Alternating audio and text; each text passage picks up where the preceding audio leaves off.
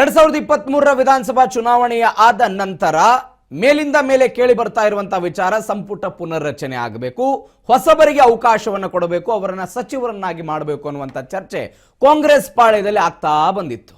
2024 ಲೋಕಸಭಾ ಚುನಾವಣೆ ಮುಗಿತು, ಆಗೂ ಕೂಡ ಆಗಲಿಲ್ಲ.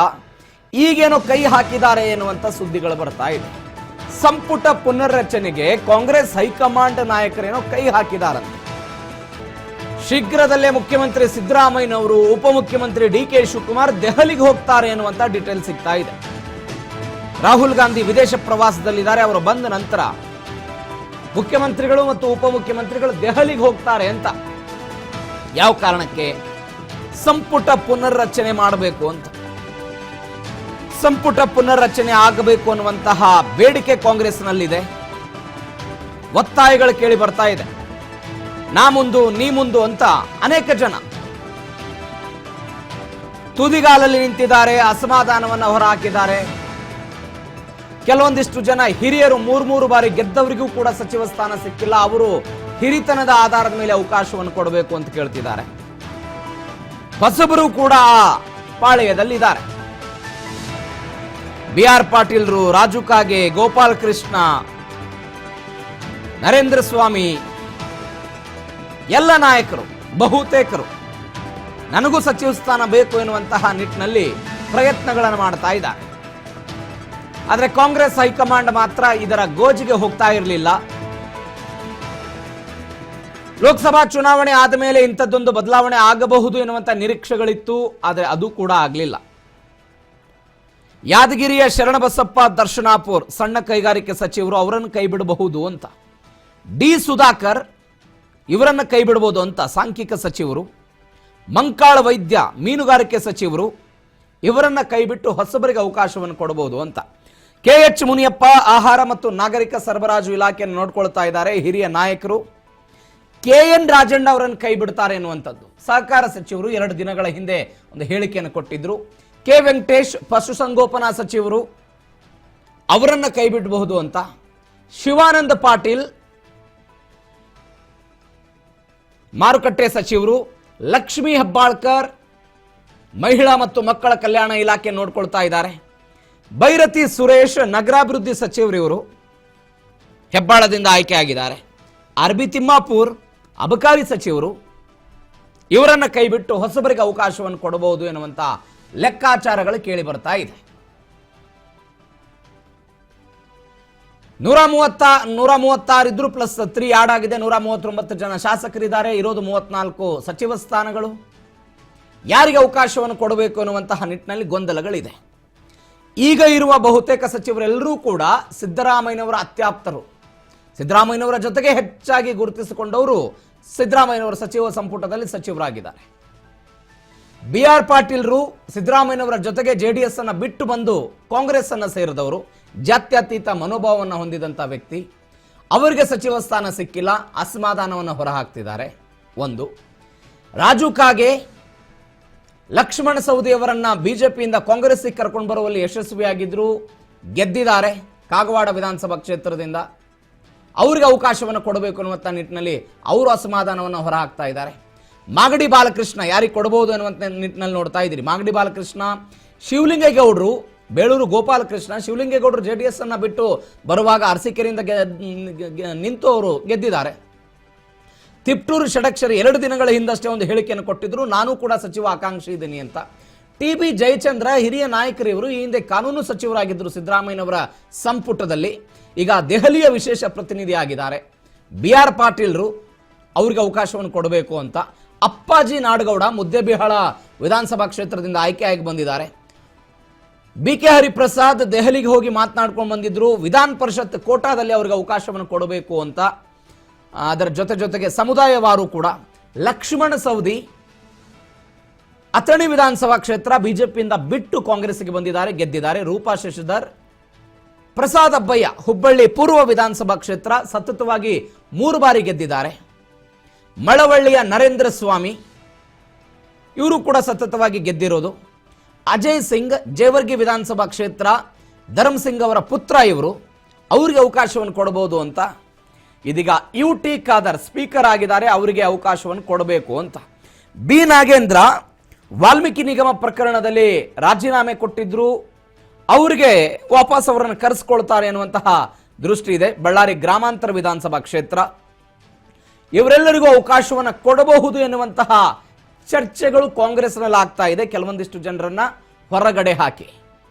ಬಿಕಾಸ್ ಈಗಾಗಲೇ 2-3 ತಿಂಗಳಾಗ್ತಾ ಬಂತು ಕಾಂಗ್ರೆಸ್ ಸರ್ಕಾರ ಆಗಿ. ಕಾಂಗ್ರೆಸ್ ಸರ್ಕಾರದ ಮುಂದೆ, ಕಾಂಗ್ರೆಸ್ ಪಕ್ಷದ ಮುಂದೆ ಯಾವ್ಯಾವ ಸಚಿವರು ಏನೇನು ಕೆಲಸ ಮಾಡಿದ್ದಾರೆ ಅನ್ನುವಂತಹ ಒಂದು ರಿಪೋರ್ಟ್ ಇದೆ ಅಂತೆ. ಯಾರು ಅತ್ಯುತ್ತಮವಾಗಿ ಕೆಲಸ ಮಾಡಿದ್ದಾರೆ ಅವರನ್ನ ಇಟ್ಟುಕೊಂಡು, ಯಾರು ಸರಿಯಾಗಿ ಕೆಲಸವನ್ನ ಮಾಡಿಲ್ಲ ಅಂಥವರನ್ನ ಹೊರಗೆ ಹಾಕಿ ಕೆಲವರನ್ನ ಒಳಗೆ ತೆಗೆದುಕೊಂಡು ಬರಬಹುದು ಎನ್ನುವಂತಹ ನಿಟ್ಟಿನಲ್ಲಿ ಒಂದು ಪ್ರಯತ್ನಗಳಾಗ್ತಾ ಇದೆ. ಹಾಗಾದ್ರೆ ಎಲ್ಲವೂ ಈಸಿ ಆಗಿಬಿಡುತ್ತಾ? It's not possible. ಜಾತಿವಾರು ಲೆಕ್ಕಾಚಾರ ಆಗಬೇಕು, ಪ್ರಾದೇಶಿಕವಾರು ಲೆಕ್ಕಾಚಾರಗಳಾಗಬೇಕು, ಹಿರಿತನವೂ ಕೂಡ ಅದರಲ್ಲಿ ಬರ್ತಾ ಹೋಗುತ್ತೆ. ಇದರ ಜೊತೆಗೆ ಬಣಗಳು ಕೂಡ ಇದರಲ್ಲಿ ಆಡಾಗ್ತಾ ಹೋಗುತ್ತೆ. ಇಂತಹ ಸಂದರ್ಭದಲ್ಲಿ ಯಾರು ಅಸಮಾಧಾನಗೊಳ್ತಾರೆ, ಯಾರು ಸಮಾಧಾನ ಆಗ್ತಾರೆ, ಎಲ್ಲವೂ ಸದ್ಯಕ್ಕಿರುವಂತಹ ಪ್ರಶ್ನೆ. KN ರಾಜಣ್ಣ ಹೇಳ್ತಿದ್ದಾರೆ ಸೆಪ್ಟೆಂಬರ್ನಲ್ಲಿ ಒಂದು ದೊಡ್ಡ ಕ್ರಾಂತಿ ಆಗ್ಬಿಡುತ್ತೆ ಕಾಂಗ್ರೆಸ್ನಲ್ಲಿ ಅಂತ. ಆ ಕ್ರಾಂತಿ ಏನು ಅನ್ನೋದು ಗೊತ್ತಿಲ್ಲ ಇದುವರೆಗೂ. ಈ ಹಿಂದೆ ಲೋಕಸಭಾ ಚುನಾವಣೆ ಪೂರ್ವದಲ್ಲಿ ಕಾಂಗ್ರೆಸ್ ಹೈಕಮಾಂಡ್ ಅವರು ಹೇಳಿದ್ರಂತೆ, ಯಾವ ಸಚಿವರ ಪುತ್ರರಿಗೆ, ಮಕ್ಕಳಿಗೆ ಅಥವಾ ಅವರ ಕುಟುಂಬಸ್ಥರಿಗೆ ಟಿಕೆಟ್ ಕೊಟ್ಟಿದ್ದೀವಿ, ಅವ್ರು ಯಾರು ತಮ್ಮನ್ನ ಸಂಬಂಧಿಕರನ್ನ ಗೆಲ್ಲಿಸಿಕೊಂಡು ಬಂದಿಲ್ಲ ಅವರೆಲ್ಲರೂ ಕೂಡ ಸಚಿವ ಸಂಪುಟವನ್ನ ಅಂದ್ರೆ ಸಚಿವ ಸ್ಥಾನಕ್ಕೆ ರಾಜೀನಾಮೆ ಕೊಡಬೇಕು ಅಂತ ಹೇಳಿದ್ರಂತೆ. ಕೆಲವೊಂದಿಷ್ಟು ಜನ ಗೆಲ್ಲಿಸ್ಕೊಂಡ್ ಬಂದಿದ್ದಾರೆ, ಕೆಲವೊಂದಿಷ್ಟು ಜನ ಸೋಲ್ಸ್ಕೊಂಡಿದ್ದಾರೆ. ಲಕ್ಷ್ಮೀ ಹೆಬ್ಬಾಳ್ಕರ್ ಅವರ ಪುತ್ರ ಮೃಣಾಲ್ ಹೆಬ್ಬಾಳ್ಕರ್ ಚುನಾವಣೆಯಲ್ಲಿ ಸೋತಿದ್ದಾರೆ. ಎಚ್ ಸಿ ಮಾದೇವಪ್ಪನವರ ಪುತ್ರ ಸುನೀಲ್ ಬೋಸ್ ಗೆದ್ದಿದ್ದಾರೆ ಚಾಮರಾಜನಗರದಲ್ಲಿ. ಇವು ಕೆಲವೊಂದಿಷ್ಟು ಜನ ಗೆದ್ದಿದ್ದಾರೆ, ಕೆಲವೊಂದಿಷ್ಟು ಜನ ಸೋತಿದ್ದಾರೆ. ಹಾಗಾದ್ರೆ ಯಾರಿಗೆ ಅವಕಾಶವನ್ನು ಕೊಡ್ತಾರೆ, ಯಾರನ್ನ ಔಟ್ ಮಾಡ್ತಾರೆ ಎನ್ನುವಂಥದ್ದು ಸದ್ಯಕ್ಕಿರುವಂತಹ ಕ್ಯೂರಿಯಾಸಿಟಿ. ಆದರೆ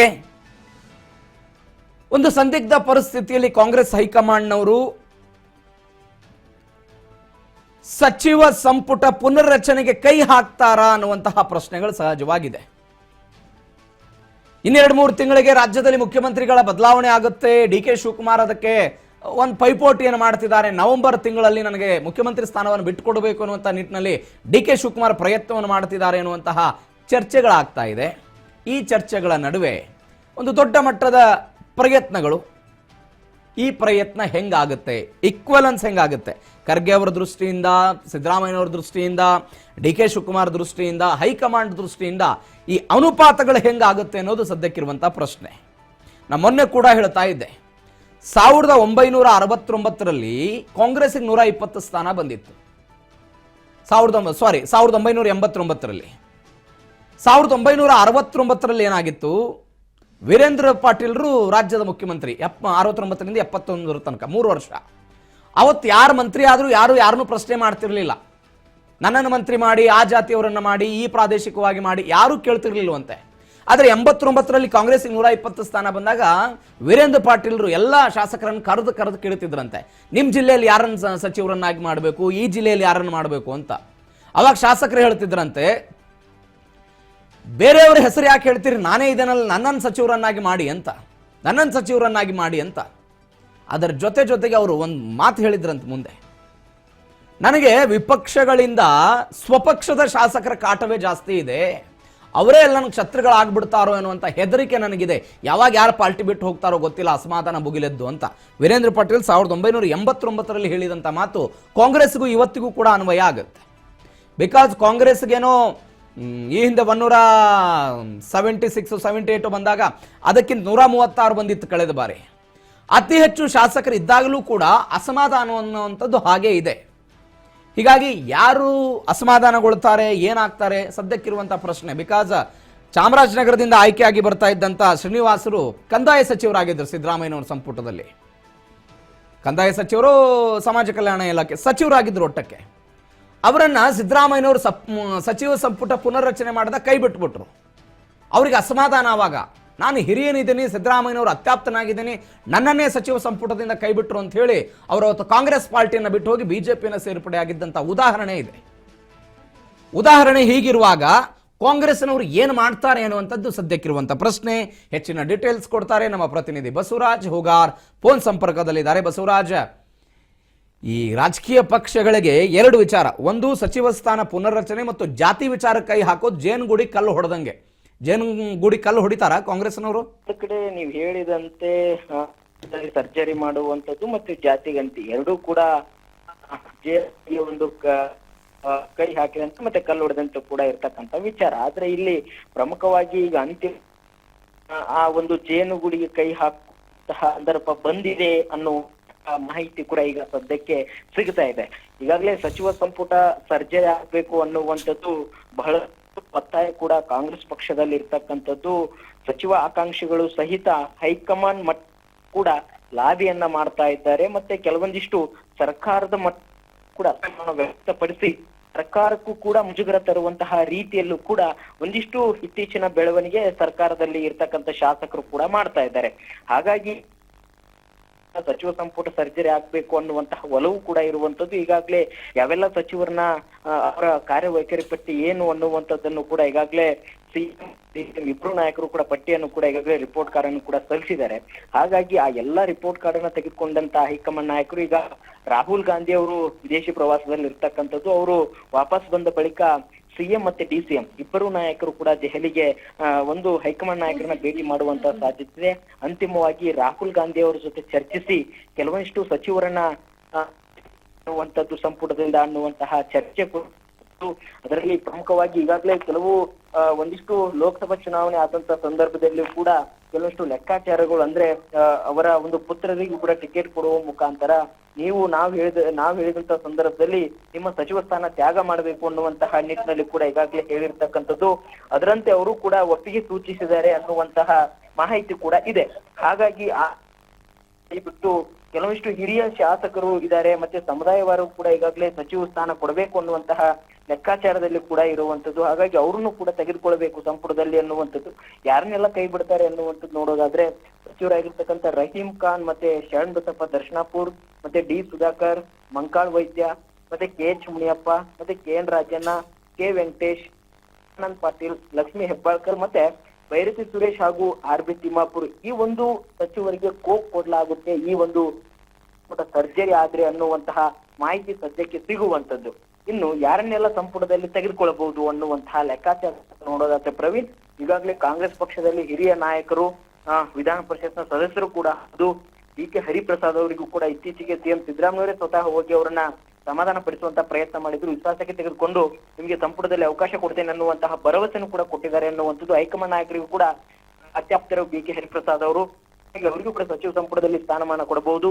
ಇನ್ನೊಂದು ಕಡೆ ಲಕ್ಷ್ಮಣ ಸವದಿ ಅವರು ಕೂಡ ಬಿಜೆಪಿ ಪಕ್ಷದಿಂದ ಬರುವಂತ ಸಂದರ್ಭದಲ್ಲೂ ಕೂಡ ಅವರಿಗೆ ಸಚಿವ ಸ್ಥಾನ ಕೊಡ್ತೇವೆ ಅನ್ನುವಂತ ಮಾತನ್ನು ಕೂಡ ಹೇಳಿದ್ರು. ಅದರಂತೆ ಉಪಚುನಾವಣೆಗಳಲ್ಲಿ ಕೂಡ ಹೆಚ್ಚಿನ ಪ್ರಮುಖವಾಗಿರ್ತಕ್ಕಂಥ ಪಾತ್ರ ವಹಿಸಿ ಏನು ಒಂದು ಸಮುದಾಯವನ್ನ ಲಿಂಗಾಯತ ಒಂದು ಪಂಚಮಸಾಲಿ ಸಮುದಾಯಗಳನ್ನ ಇಟ್ಟುಕೊಳ್ಳುವಂತಹ ಪ್ರಯತ್ನದಲ್ಲಿ ಲಕ್ಷ್ಮಣ್ ಸವದಿ ಅವರು ಪಂಚಮಸಾಲಿ ಸಮುದಾಯದಲ್ಲಿ ಪ್ರಮುಖ ಪಾತ್ರವನ್ನು ವಹಿಸಿದ್ದಾರೆ ಅನ್ನುವಂಥದ್ದು ಕೂಡ ಇದೆ. ಹಾಗಾಗಿ ಉಪಚುನಾವಣೆ ಜವಾಬ್ದಾರಿ ಕೊಟ್ಟಂತ ಸಂದರ್ಭದಲ್ಲಿ ಅವ್ರು ನಿಭಾಯಿಸಿದ್ದಾರೆ. ಅವರಿಗೂ ಕೂಡ ಒಂದು ಸಚಿವ ಸ್ಥಾನ ಕೊಡಬೇಕು ಅನ್ನುವಂಥದ್ದು.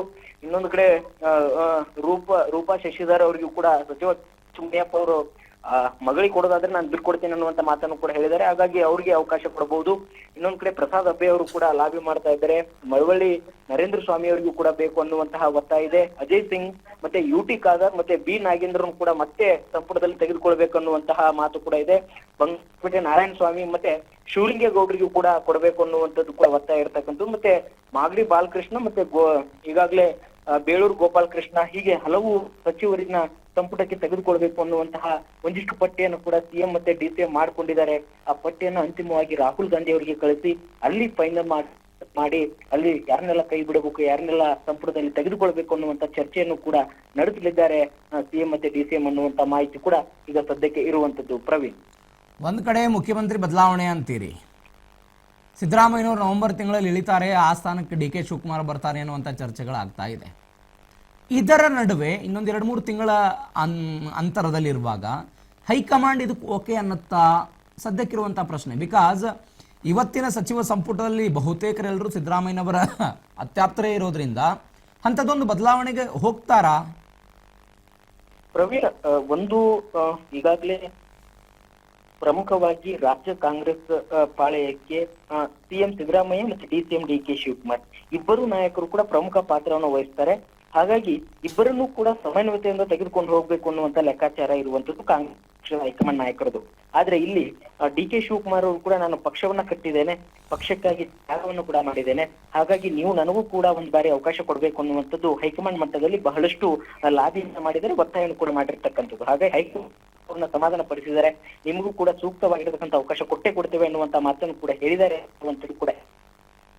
ಈಗ ಆ ಒಂದು ವಿಚಾರ ಮುನ್ನೆಲೆಗೆ ಬಂದಂತ ಸಂದರ್ಭದಲ್ಲಿ ನೀವು ಹೇಳಿದಂತೆ ಸಂಪುಟದಲ್ಲಿ ಇರತಕ್ಕಂಥ ಸರ್ಕಾರದಲ್ಲಿ ಹಲವಾರು ಒಂದು ಶಾಸಕರಾಗಿರ್ಬೋದು, ಸಚಿವರಾಗಿರ್ಬೋದು, ಸಿಎಂ ಸಿದ್ದರಾಮಯ್ಯ ಹೆಚ್ಚಿನ ಒಂದು ಬೆಂಬಲವನ್ನು ಕೊಡುವಂತ ರೀತಿಯಲ್ಲಿ ವಾತಾವರಣ ಕೂಡ ಇರುವಂತದ್ದು. ಆದ್ರೆ ಹೈಕಮಾಂಡ್ ನಾಯಕರು ಸಿಎಂ ಸಿದ್ದರಾಮಯ್ಯ ಮತ್ತೆ ಅವರ ಬಣದಲ್ಲಿ ಇರ್ತಕ್ಕಂಥ ನಾಯಕರನ್ನು ಕೂಡ ವಿಶ್ವಾಸಕ್ಕೆ ತೆಗೆದುಕೊಂಡು ಡಿ ಕೆ ಶಿವಕುಮಾರ್ ಅವರಿಗೆ ಏನಾದ್ರೂ ಅವಕಾಶ ಕೊಡುವಂತದ್ದೇ ಆದ್ರೆ ಅಲ್ಲಿ ಯಾವ ರೀತಿಯಾಗಿ ಬೆಳವಣಿಗೆ ಆಗುತ್ತೆ ಅನ್ನುವಂತ ಇರ್ತಕ್ಕಂಥದ್ದು. ಮತ್ತೆ ಕಾಂಗ್ರೆಸ್ ಪಕ್ಷದ ವಲಯದಲ್ಲೂ ಕೂಡ ಒಂದು ವೇಳೆ ಏನಾದ್ರೂ ಸಿಎಂ ಸ್ಥಾನ ಬದಲಾವಣೆ ಮಾಡುವಂತ ಹಂತಕ್ಕೆ ಬಂದ್ರೆ ಒಂದು ಹೈಕಮಾಂಡ್ ನಾಯಕರು ಹೆಚ್ಚಿನ ಒಂದು ಜವಾಬ್ದಾರಿ ತೆಗೆದುಕೊಂಡು ಇದನ್ನ ನಿಭಾಯಿಸ್ಕೋಬೇಕು. ಇಲ್ಲ ಅಂತಂದ್ರೆ ಏನ್ ಮುಂದೆ ಆಗ್ತಕ್ಕಂತ ಒಂದು ಪಾರ್ಟಿಯಲ್ಲಿ ಏನ್ ಬೆಳವಣಿಗೆ ಆಗುತ್ತೋ ಅದಕ್ಕೆಲ್ಲ ಜವಾಬ್ದಾರಿ ಅನ್ನುವಂಥದ್ದು ಕೂಡ ಇರುವಂತದ್ದು. Praveen. Okay Basavaraj, thank you ನಿಮ್ಮೆಲ್ಲ ಡೀಟೇಲ್ಸ್ಗೆ.